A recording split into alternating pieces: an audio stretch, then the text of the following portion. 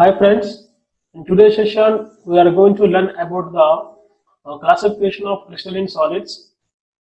So this is the part 2 of classification of solids. So if you want part 1, that is classification of solids amorphous crystalline. So you can see my previous video. So let us discuss the classification of crystalline solids. Classification of crystalline solids. Crystalline solids. So on what basis this classification is done?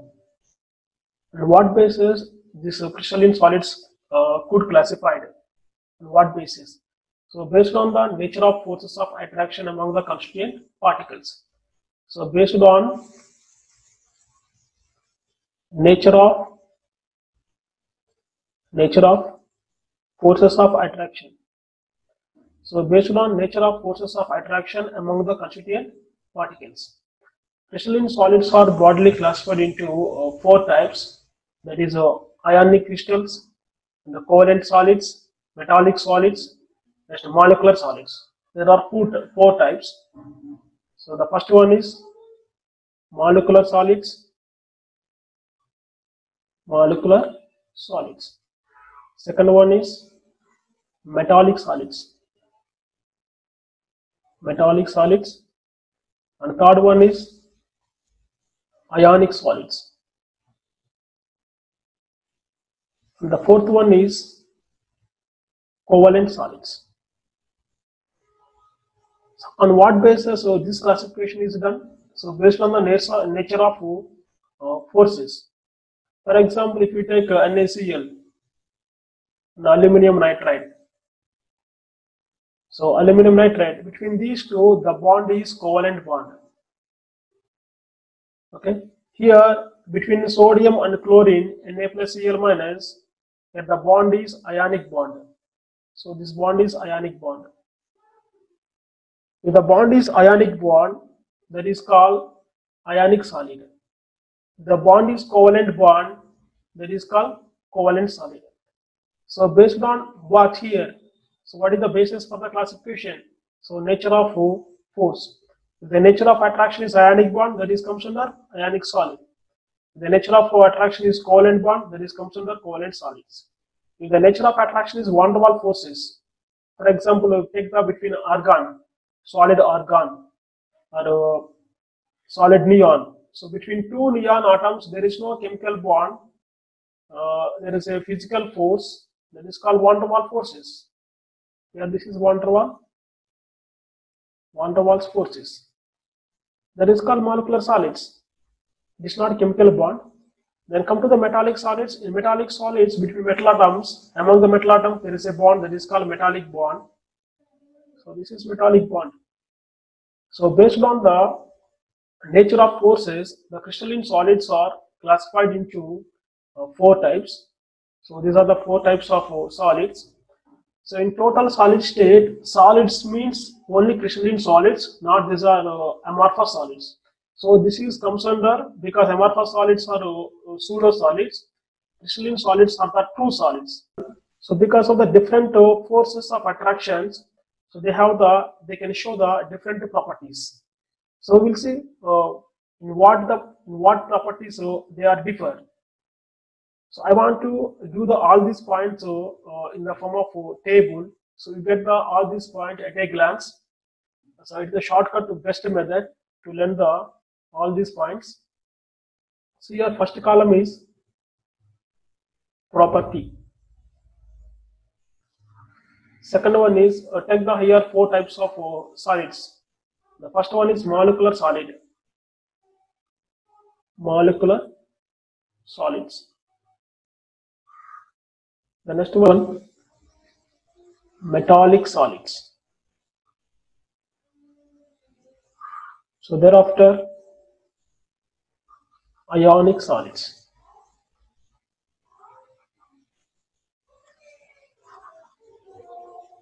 Ionic solids. So the last one is covalent solids. So this is the classification. The first one, property.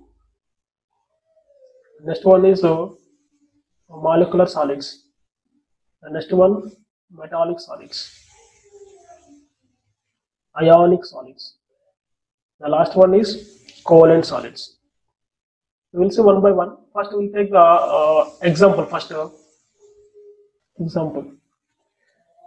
So, take some examples of molecular solids. So, through examples, you can get more clarity by taking examples.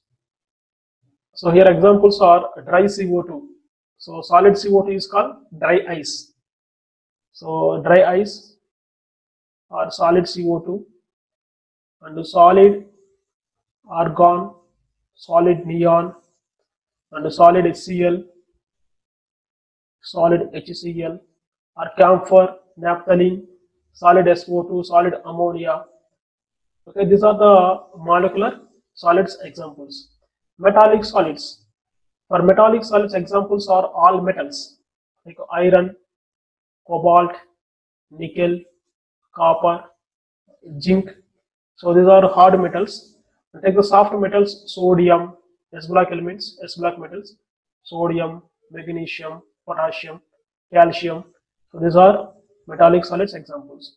Ionic solids, ionic compounds like NaCl, potassium chloride, cesium chloride, magnesium chloride.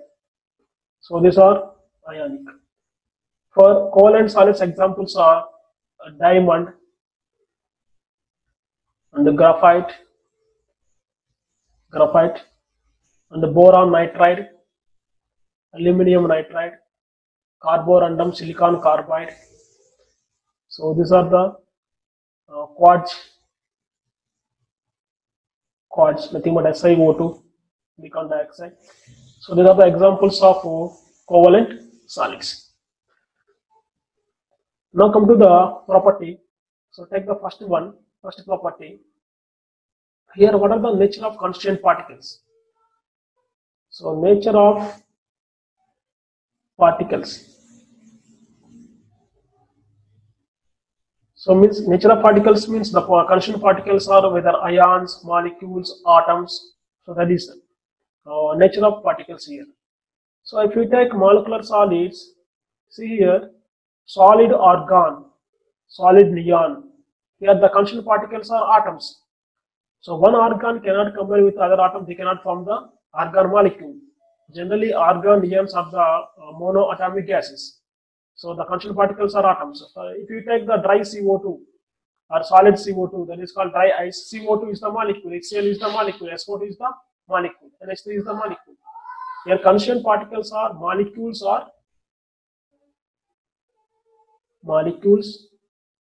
and atoms. Constituent particles. In case of metallic solids, the constituent particles generally metal. If you take the metal has the metallic property. So what is the metallic property? Any metal in the universe has the natural tendency to lose the electrons. As a result, it forms cations and electrons. That is called electropositive character or metallic character. So if you take the metal M, so these are metal is the combination of many metal atoms. So every metal will contribute the one electron towards the electron C. See here, because of the metallic character, every metal try to lose the electrons. As a result, it forms M plus electron, M plus electron, M plus electron, M plus electron, like this, M plus electron. So between these metal ions, electrons are present. It seems to be like the metal atoms are, the positive charged metal atoms are immersed in the sea of electrons. So metal is the combination of many metal ions, positive charged metal ions and electrons. So these electrons are keep on moving entire metal. So these electrons responsible for thermal conductivity or electrical conductivity. For example, if you heat any iron rod at one end, so these electrons can take the heat and they will transfer to other end because they are keep on moving. So this because of these electrons, the heat can flow so uniformly throughout the iron rod. So they are responsible, these electrons are responsible, or metal ions are responsible for the conductivity of electricity and heat. So here metal is the combination of many metal atoms and electrons. Then what are the constituent particles? Metal ions, metal ions.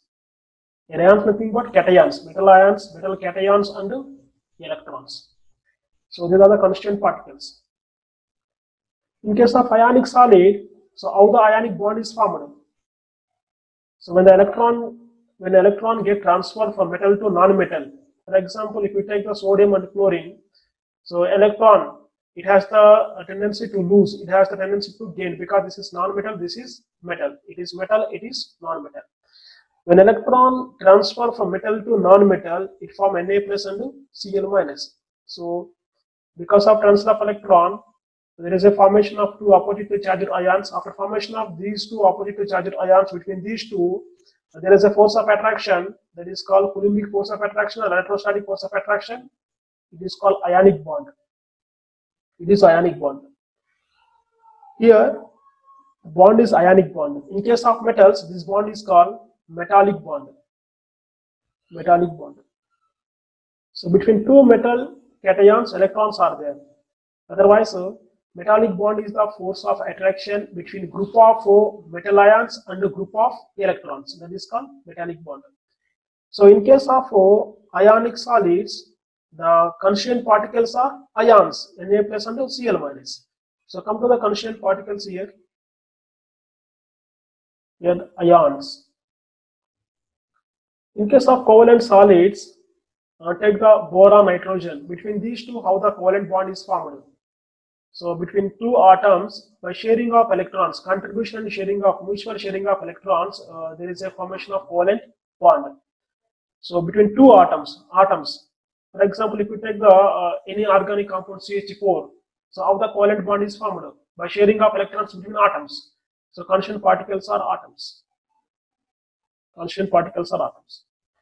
This is the nature of particles. Now come to the, in case of molecular solids, between two helium atoms, between two neon atoms, between two SO2 molecules, between two CO2 molecules, there is a force of attraction that is called van der Waals forces. Second one is here, the nature of forces. So nature of force of attraction. So here, molecular solids, the nature of force of attraction is van der Waals forces.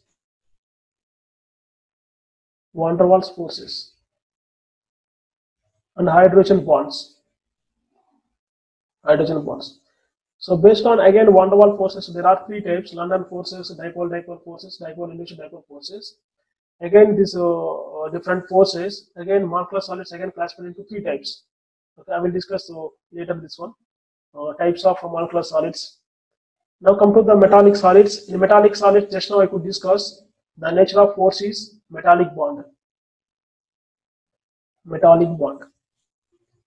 In case of ionic solid, the nature of force of attraction is ionic bond. In case of covalent solid, the nature of force of attraction is covalent bond.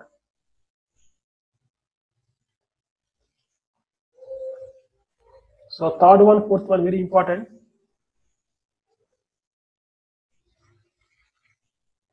So third one is here hardness or melting point. MP means here melting point. So this is hardness. Hardness. Okay. See the molecular solids. So molecular solids are very soft in nature because this hardness and melting point, the third and fourth points, the hardness and melting point of any solid depends on the force of attraction. If the force of attraction is very strong, then obviously they are very hard. If the force of attraction is weak, the solids are very soft. See here, among the, come to the nature of forces. Among van der Waals forces, metallic bond, ionic bond, covalent bonds, among these four types of forces, the covalent bond is the very strong. Thereafter, metallic bond, thereafter ionic bond, and thereafter van der Waals forces. Here van der Waals forces are very weak. That's why so molecular solids have the low melting point and they are very soft. Hardness also very low. Then come to the metallic solids. Metallic solids melting point is fairly high. Fairly high. So what about their hardness? Hardness is high, but some metals are soft. So you can say hardness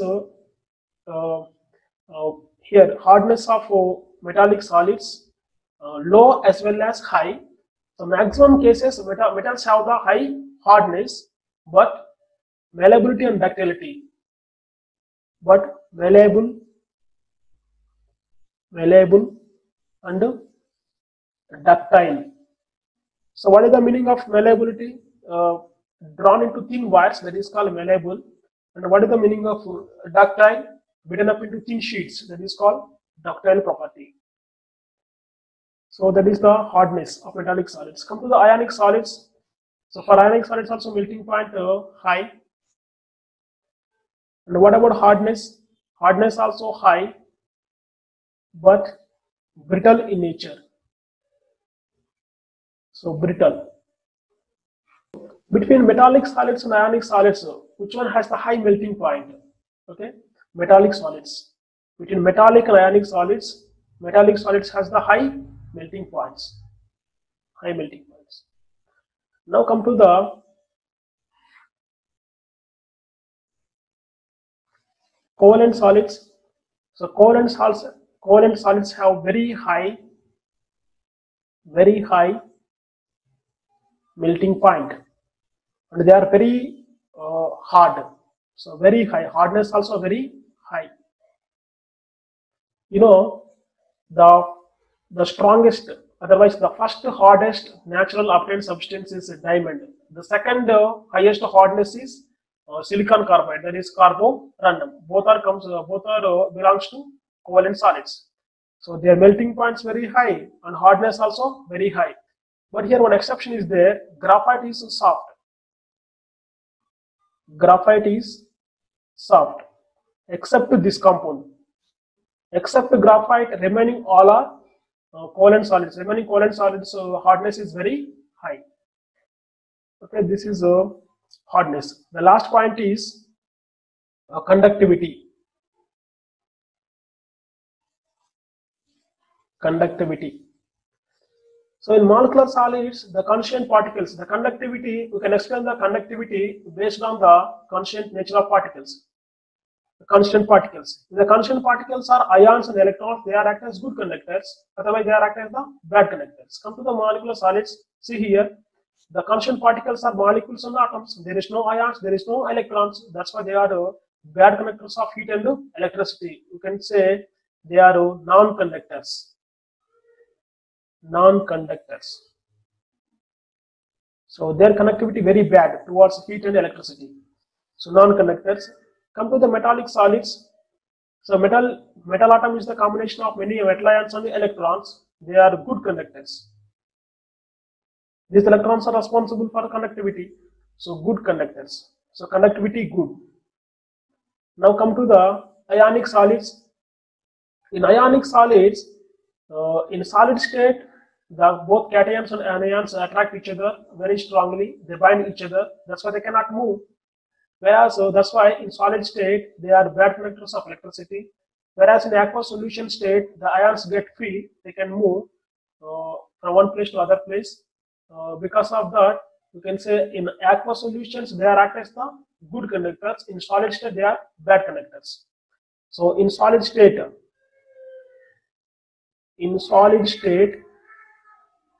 bad conductors.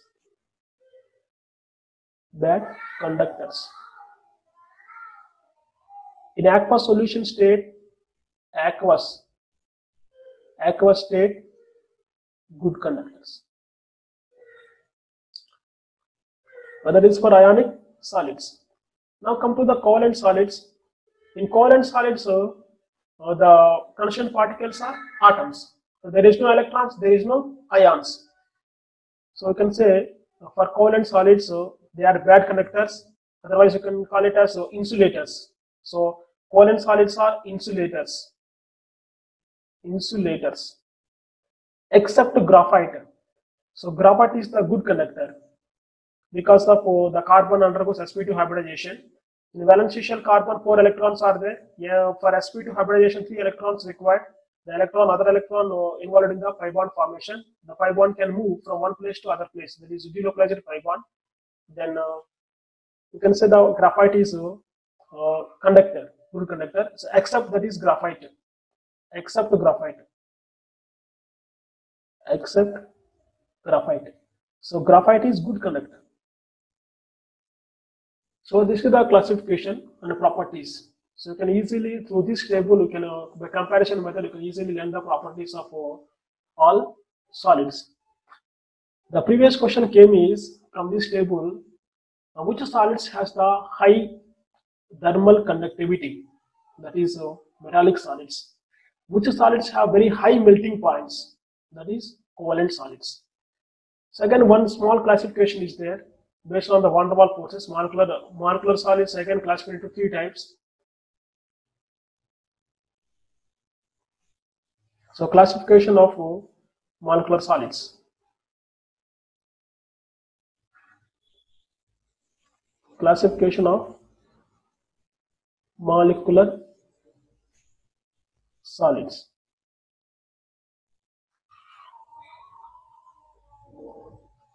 So molecular solids again classified into 3 types. The first one is non-polar molecular solids.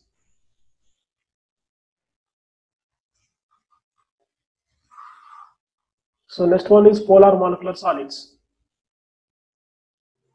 Polar molecular solids.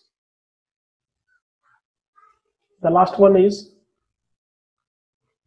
hydrogen bonded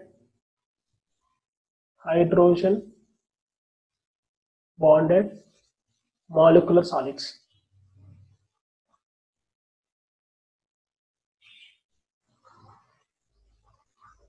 Now come to the non-polar molecular solids. So here in molecular solids, the nature of force of attraction among the constituent particles is van der Waals forces. So van der Waals forces are 3 types are there. London forces or dispersion forces, dipole forces, next to dipole, induced dipole forces. So these are the types of van der Waals forces. So based on this, so we can classify the molecular solids into polar, non-polar, hydrogen bonding like this. And before discussing these types of molecular solids, you must know one more concept, that is what is the meaning of non-polar covalent bond and polar covalent bond. So for example, if we take the covalent bond between 2 similar atoms, Cl and one more iodine, the bond formed between 2 similar atoms, the covalent bond formed between 2 similar atoms, that is called non-polar covalent bond. That is non-polar covalent bond. Okay, if the covalent bond formed between 2 different atoms like CO2, SO2, these are called polar covalent bond. Polar covalent. So both are, so these two are both are comes under covalent molecules only, covalent. But these are this bond is called non-polar covalent bond, and this bond is called polar covalent bond. So based on this, so I can explain the classification of solids. Those solids which are formed by the non-polar covalent bond, non-polar covalent bond.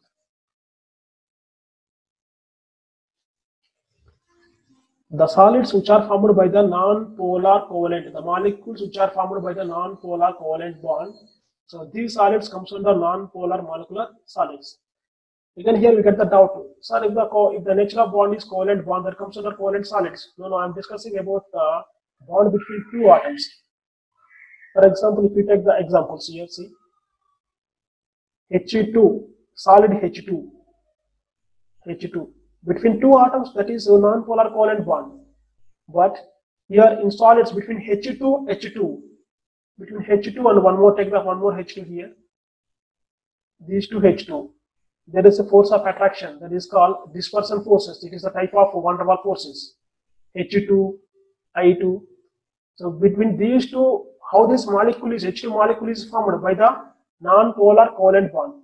Between two H2 molecules, which type of force of attraction is there? Okay, this one, van der Waals forces, that is dispersion or London forces, I2. And one more, solid, neon, solid, argon. Between two argon atoms, there is no force of attraction. Generally, van der Waals forces are existent. Okay, in universe, between any two objects, van der Waals forces are exist. They are universal. They can exist between two any objects. For example, look at my face here. If you hold the two atoms like this, if you hold the two hands like this, apart from each other. Okay, if you keep the two hands like this, after 5 minutes you may feel some attraction between these two hands. Okay, that is called van der Waals forces. They are very weak. So like in the same way, between two H2 molecules, there is a force of attraction that is called London forces or dispersion forces. Here the force of attractions are London forces or dispersion forces. Now come to the polar molecular solids. You can take many examples like naphthalene, camphor. Sometimes they will ask the examples only in questions. Camphor, anthracene, organic compounds. They are non-polar molecular solids. Come to the polar molecular solids. These are formed by the polar covalent. These molecules are, so those solids which are formed by those molecules which are formed by the polar covalent bond. So polar covalent bond. Polar covalent bond. So pole means a positive pole and negative pole. So like that. So poles will form. How does the poles will form? Because of difference in the electronegativity between bonded atoms. For example, if we take HCl, SO2, and the next one is CO2. Okay, these are comes under polar molecular solids. If we take HCl, here HCl, this is one dipole. Between these two, Cl has the high electronegativity. Because of high electronegativity, the bonded electrons are shifting towards chlorine side. As a result, it gets the partial negative charge, it gets the partial positive charge. Like in the same way, take the one more adjacent HCl molecule. It is the HCl molecule. Here positive charge, here negative charge. So because of formation of these poles, this is called dipole. It is also one dipole. The negative pole of one dipole can attract the positive pole of other dipole. This is called dipole forces. So these are dipole forces. Where the nature of forces are dipole forces. These are the examples: solid HCl, solid SO2, solid CO2, all are solid stated. But all these are exist as a gaseous state under normal conditions, at room conditions. Now come to the hydrogen bonded molecular solids. So those solids which are formed by the hydrogen bonding. For example, hydrogen bond. So how does the hydrogen bond is formed?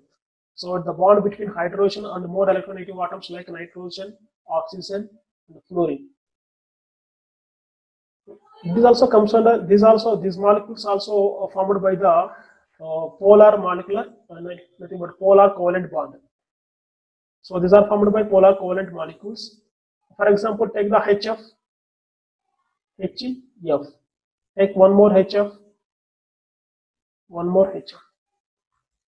Here, hydrogen bond also comes under dipole forces only, but this is a strong dipole attraction. Because of high electronegativity of fluorine, here we get the more negative charge. They are more positive charge. When the charges on the poles increases, then attraction also increases. That's why we can call it as hydrogen bond also comes under strong dipole forces. Okay, HF. Here again negative charge, here positive charge. This is called hydrogen bond. So among the constituent molecules, the bond is hydrogen bond. But how these molecules are formed? By the polar covalent bond. These molecules, the solids are formed by the polar covalent bond. Among the constituent molecules, which type of bond is there? Hydrogen bond. That's why they are called hydrogen bonded molecular solids. So we can take the examples like HF. So H2O, nothing but ice, 0 degrees centigrade, and solid NH3. So these are hydrogen bonded molecular solids. So that's all for today's session.